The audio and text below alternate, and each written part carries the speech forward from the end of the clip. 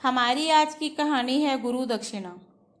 एकलव्य एक ऐसा उदाहरण है जिसने अपने गुरु के प्रति वह भक्ति भाव दर्शाया है जिसे कोई भी और शिष्य बयान नहीं कर सकता। आजकल के शिष्य अपने गुरु के प्रति वो भाव सम्मान नहीं रखते।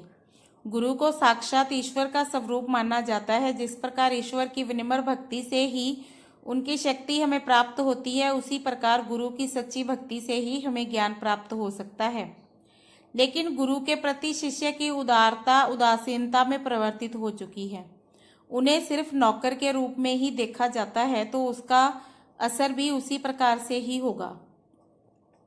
एकलव्य का वर्णन महाभारत में आया है, जो कि एक बहुत बड़ा धनुधर था, जिसने अपनी धनुधर से वो महारत हासिल की शायद ही किसी अन्य ने की होगी।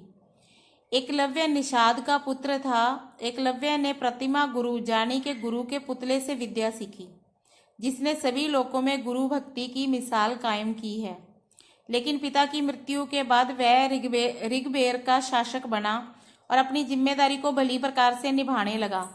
लेकिन प्रजा की सुरक्षा अब उनके ही हाथों में थी, इसलिए वे चाहते थे कि वे ऐसे धनुधर बने जो अकेले ही शत्रुओं को परास्त कर सकें। लेकिन वह विद्या सीखने के लिए गुरु का होना तो आवश्यक था।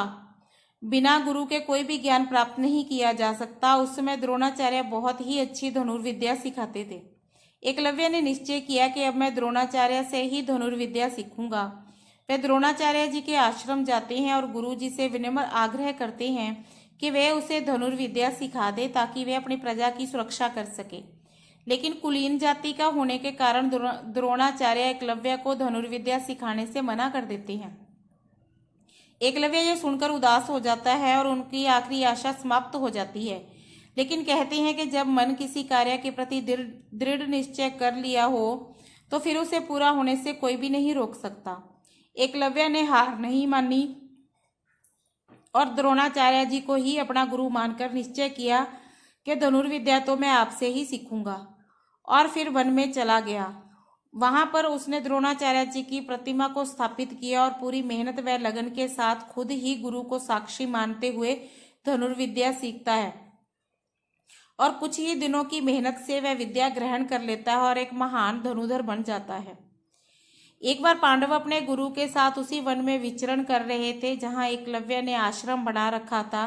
वह अपनी धनुर्विद्या में लीन थे, किंतु पांडवों का कुत्ता अचानक एकलव्य के आश्रम में पहुंचता है और भौंकने लगता है, जिससे एकलव्य की तपस्या में बाधा पहुंचती है। एकलव्य अपना धनुष उठाता है और उस कुत्ते का मुंह बाणों से भर देता है।